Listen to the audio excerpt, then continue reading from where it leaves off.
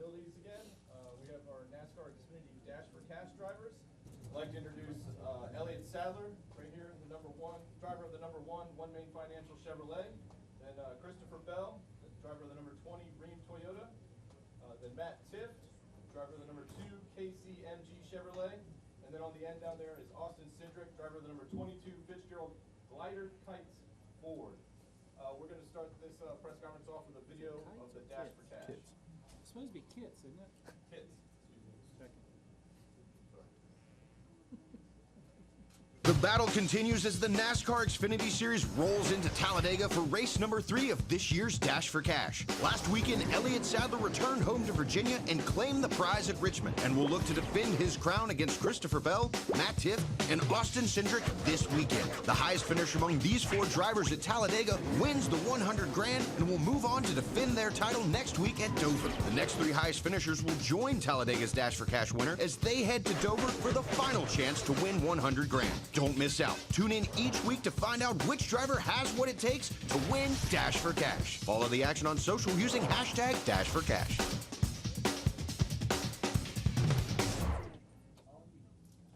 Okay, let's go ahead and start with Elliott Sadler. Sadler, you just banked the last weekend's Dash for Cash bonus, and you were a former winner here at Talladega. Go ahead and tell us about your outlook coming into this weekend.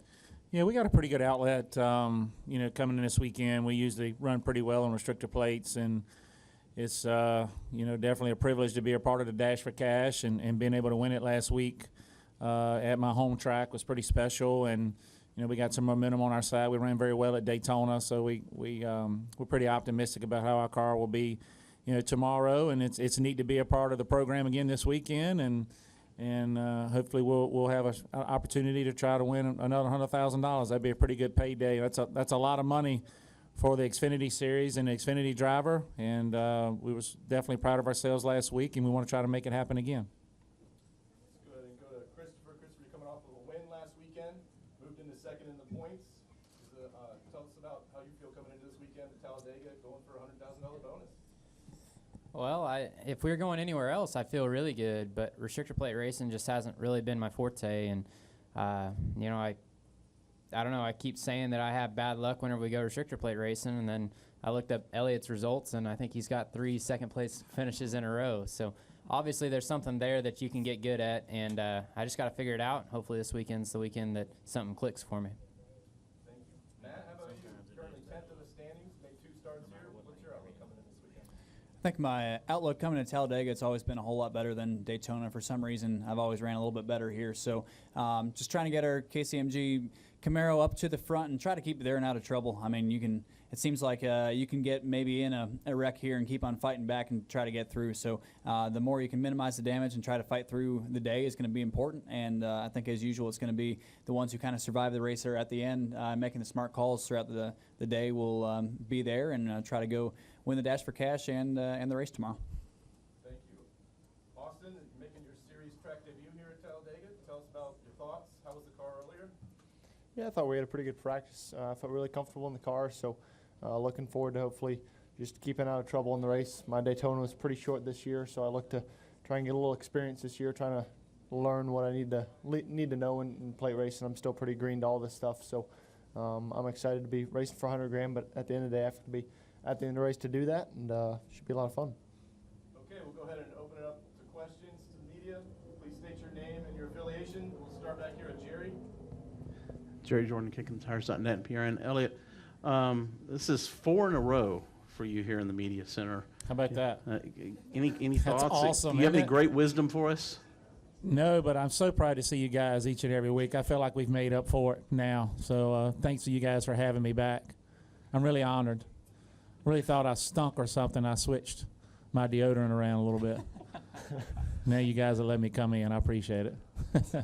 Actually, I have a fun question for all of y'all. Any of y'all planning on, we're at Talladega, and tonight's the big one. Any of y'all old enough or planning on going out to the Boulevard tonight and having fun? I did that 20 years ago, man. I'm done. I'm going to I'll bed. let the kids answer that now.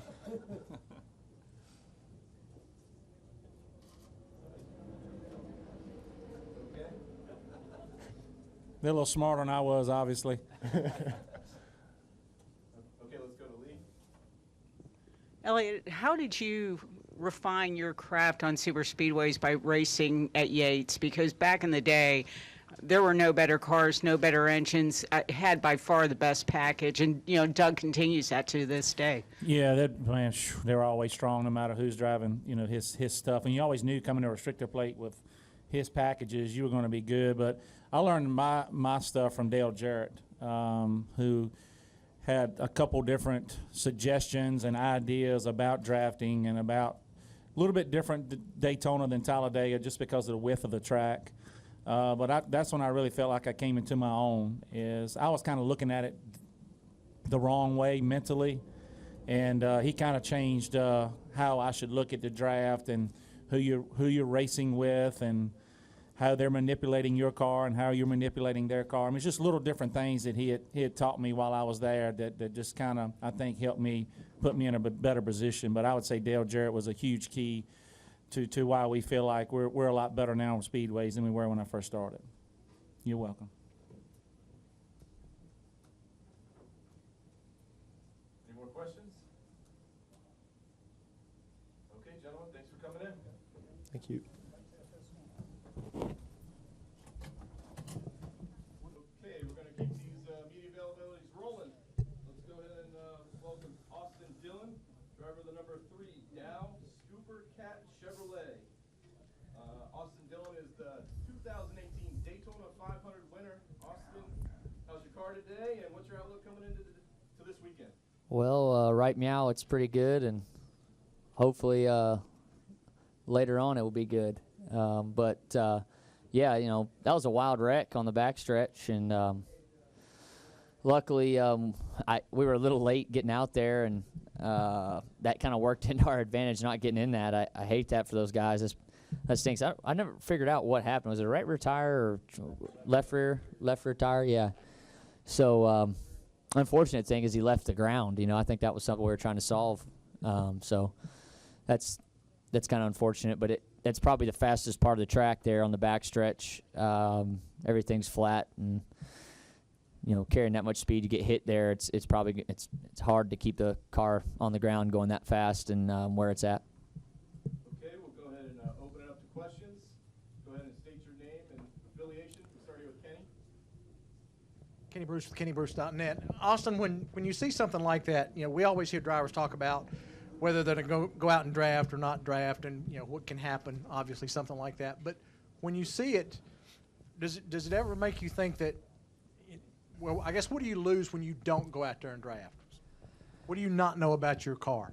Well, you want to make sure. The biggest thing is getting the travels right, that the car is not going to have something like that. I mean, I don't know if he ran over something or if he cut it himself at just being too low in the rear, or something broke to cut the left rear tire. So for us, getting in the draft to get it to travel to max travel is pretty important to run the speeds that we're going to run at the race.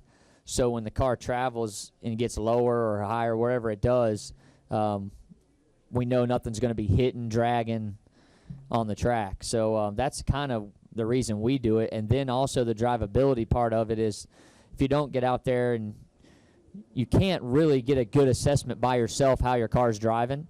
Qualifying trim doesn't really do that because you change stuff going into the race, whether it be air pressure and whatnot, what you can change. So you want to have a balance for your car and see if you can adjust it to make it drive better so you can stay in the gas longer into the race. But yeah, no, it's tough because you want to be in I think a controlled pack is pretty important, like a group of 6, not trying to make moves, but each person kind of swapping to see how their car moves around. That's pretty good. But you saw it right there. I mean, it got a little big, but truthfully, that pack, my spotter had just told me, he said, this pack's looks fine, no one's moving around, no one's doing anything crazy, and then the backstretch happened. I mean, it's nothing you can do about a left rear tire. That's the tough part. You just lose a car on something that's nothing that you had to do with it, and then other guys get lost cars too because you're just packed in there. So it's part of super speedways racing, man. Bob Pockris, ESPN. The fastest speed in the first practice was right out nearly 203. Back in the fall, it was 197 and change. I mean, can you tell? I mean, can you feel any difference? Yeah, they feel, well, truthfully, I don't feel a whole lot different out there, but last year was a long time ago, I feel like. But yeah, they feel similar to what they felt like at Daytona, but got more grip here. So I think that this place being so big, it kind of feels slower. You don't know the speed that you're traveling here because how big the track is. Daytona's a little bit tighter, and you're having to turn the wheel more because the radius of the corners are a little tighter. So, yeah, it's just a different feel, and I don't feel much difference from the last race till now, other than I got a kitty cat on the hood.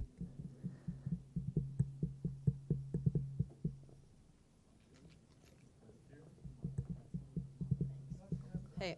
Oh. Okay. Hey, Austin. So a mutual friend of ours, Paul Swan, is on your pit crew. He played college football at Bowling Green. How does he kind of mesh with your crew, and how do you think his time at Bowling Green maybe helped him be a team member and do well successfully here with you now? Well, he definitely took some partying techniques from Bowling Green. He does pretty good on partying, but no, he's my buddy. He actually he's getting ready to marry my wife's best friend, and we have a really good relationship, and it's cool. Him, Paul, and Darrell both. I watched them start in the pretty much gluing up lug nuts. No clue about racing, and their athletic ability allowed them to move through the pit crew very fast and get to the 3 team from trucks to Xfinity and kind of move up through that process faster than most people would these days. And it's just a testament to the athletes that we have today out here. And I love to showcase my guys. I took them to Fort Bragg this past week, or yesterday we were there, and had the whole team there. And we got 3 college athletes and then 2 other guys that are very athletic also, that change tires and have been doing it a long time. So it's cool meshing in the group that we have with experience and youth. And I'm sure that college football background definitely has helped him with his mentality to grow fast. Okay, Dustin. Dustin Long, NBC Sports. Ryan Blaney talked the other day about at Daytona with this rules package. He felt like the cars just got bigger and massive runs, more so than what they had in the past. I don't know if that's what you felt, and if you sensed that already in what little time you were on the track, or what the challenge will be for you guys because you haven't had this type of racing in a couple of months to get readjusted to that. Yeah, and I think people have gotten better since Daytona. I feel like the cars, people have figured out the package probably more than they have since Daytona, so that might be some of your faster speeds too. The runs, the packs never got big enough today to really feel the runs. I had one run, and pretty cool. It was from the 31 and the 43 down the backstretch, and seemed to push me pretty far out in front of the group. So I think there'll be some big runs come Sunday. I think it'll be another one of those races where what you decide to do. Do you decide to be aggressive and race, or do you make it to the end? And strategy will play a big part of it. But I think there'll be quite a few cars that'll swap for the lead. It seems like there's a wide variety of fast cars. I saw the 1811; they looked pretty good. 48 looked fast. There's a lot of different guys that seem to have speed. The 43 had some speed too, so there'll be some guys there come Sunday swapping for it for sure. Any more questions? Okay, thank you, Austin. Thank you, guys. All right, we're going to continue our media availabilities. We're joined now by Brad Keselowski, driver of the number 2 Snap-on Ford with Team Penske. Brad, you've been with Team Penske, been with Snap-on for 32 years. That's really, really impressive. But want to get to talking about Talladega. You're the winningest active driver here with 5 victories. You were 16th on the speed chart in final practice. What will you and Paul Wolf need to do for you to get win number 6 in the Geico 500? Yeah, well, it's I think everybody, can you hear me here? Just checking. No, I think Talladega's been a good track for us for sure, and I come here excited and feeling like we can win, and there's a lot to be said for that, and kind of the confidence that you need to have to run well here. But also we come here with pretty strong cars, which always make your job a little bit easier. But I think this year it seems as though the cars are quite a bit different than they've been, I think, in my history here. They're a lot faster and handling, quite a bit worse. I told somebody today I felt like I was in 1985 with the way the cars are driving. So, that said, I expect a little bit of a different race than what we've seen here, and I'm not really sure exactly what to predict, but we're hopeful it'll be a great day for us. All right, we'll open up the floor. Let's start with Holly Kane, then we'll go to Caleb, and then Spencer. Hey, Brad. Holly Kane back here in the midst. Oh, hey, Holly. How are you? Good, thank you. The NASCAR Wire Service.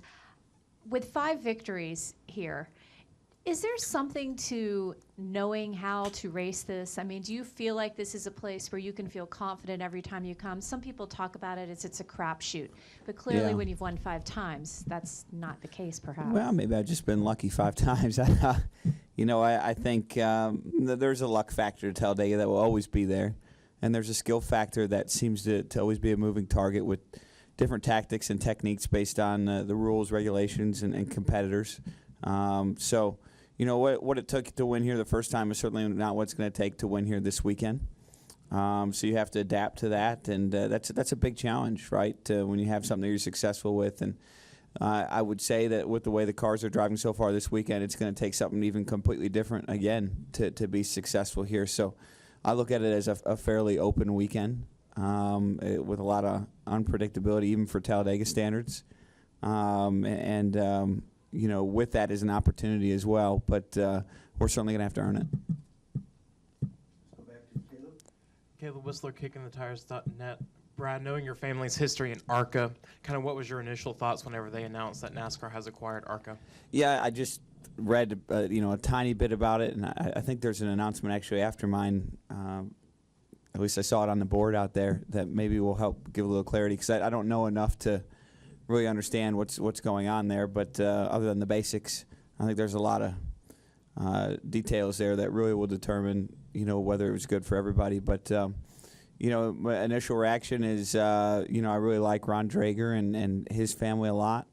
They've been really good family friends to my family for decades, and I hope that he's happy and has what he needs, and that everything worked out there. And I think that's probably my first thoughts. I was just thinking about Ron and his family. Beyond that, I hope that it turns into, the kind of partnership that benefits, all of motorsports for years to come. So, I don't know enough about the likelihood of that happening or where it's going or what's happening. I think there's a lot going on there. But I think those are my initial thoughts. Let's go over here to Lee Spencer. It's been almost 10 years since you got that first win here. How did that change your life? That was a huge win for me, Lee. I think that first win put me in position to be with Penske. I don't know if I would have been with Penske without that, which was huge for me. It opened up a lot of doors. And I was able to get through them in a time period where, they weren't kind of handing out quality rides like they were candy. That's how that goes. But so it opened up a door for me to earn it. And, I'm glad to be here. And I don't know if I would be here if it wasn't for that first win. Come down front to Bob, and then we'll go to Mr. Minute. Bob Parker, CSPN. Hey, Bob. Hey. Do you expect a restrictor plate change? Is it needed? And if they do change it, is it okay if you don't have practice? Yeah, I expect some fairly significant changes. I don't know exactly what's going to happen, but I definitely expect some significant changes. The cars are about 5 to 10 mile an hour faster than they've ever been, or they've been here in the last 2 to 3 decades. The liftoff speed is probably a concern, not just for me, but for everybody, right? And with the cars handling the way they're handling, you'll need to single file out to survive this race, and I think that's probably not the expectation of what we want to put on for a show. So I would expect there to be some changes for sure. As to what they might be, I don't know. You know that, and as to whether it'll be whatever change is done will be successful, I don't know that either. But I would expect some kind of move to be made. Let's go back to Rick Minner. Brad, if you had like a magic wand, you could over here. Hey, if you had Rick. like a magic wand, you could wave. Where would you like to see ARCA, like say 2 or 3 years from now? What role it should play in the grand scheme of things? And also, do you think it's a way for like NASCAR to reach out to, like, say, the people that filled up the grandstands at Salem last weekend? I like ARCA just the way it is. You know, it's each series is like a different flavor of ice cream, and you can only have so many chocolates and so many vanillas. You know, sometimes they need to be a little different, and ARCA's got its own flavor, and I think that's great. I don't know if that's NASCAR's plan to keep it that. I don't know. I mean, I don't think anybody knows, right? Maybe their plan is just to keep it the way it is right now, and I think that would be great. Maybe they got a bigger vision for it. I don't know. That could be great too. So I guess we'll see. Any additional questions for Brad? Right here in front. Were you on track during the practice session on Jamie's? What did you see? Was I on track when Jamie wrecked? Yeah, I saw it. I was actually leading that group, and I saw him in my mirror, and I just saw him go up in the air and tumble a bunch of times. I didn't know exactly what caused it, but certainly not what we want to see, and I'm glad Jamie's okay. We'll go right here to Mike Embry. Mike Embry, USA Today. His wreck, could the speeds be so high that the tires are under more stress? Could that have impacted his left rear, or probably not a factor? I would say it could be a factor, but I don't know. There's not a lot left to really decipher there. But it certainly is not a help. My understanding on the speed rating for those tires is that they're good for 220, 230 mile an hour. And although we were, the fastest we've been here in a number of years, I think we were that specific lap. If I had to guess based on the data I saw, Jamie would have been around 210. So I would say he had a 10 mile an hour margin, but I don't know. Maybe he just ran something over. There's a good likelihood of that. Usually when you have a flat rear tire, just by the very nature of how a vehicle with 4 wheels rolls down the racetrack, either something fell off the car or something failed. You didn't run over something, because if you ran over something, it would have cut the front tire first, because they're in the same path. So it's possible, but I don't know. I would hate to go on record as saying that speed is what caused his tire to blow out. I don't know if we'll ever know that one. But he did run the fastest lap the lap before that, so I could see where you could look at that and put a few question marks up. Let's go right here to Bob. Bob Hockers, CSPN again. Do you feel like, is it too fast, or are the cars just unstable with the no ride height rule? The too fast is subjective. We could run around here 260, and I'd be okay with that. It probably would not be what a lot of people would expect when they buy a ticket, because we'd be spread out across the whole track, kind of like it was in the mid '80s. And I think a lot of people expect pack racing. It's not too fast for me as a driver. This is what I signed up for, and I'm happy to go whatever speed. It's too fast for those that expect to see pack racing on Sunday. Any additional questions for Brad? All right, Brad, well, thank you for your time. Okay, thank you.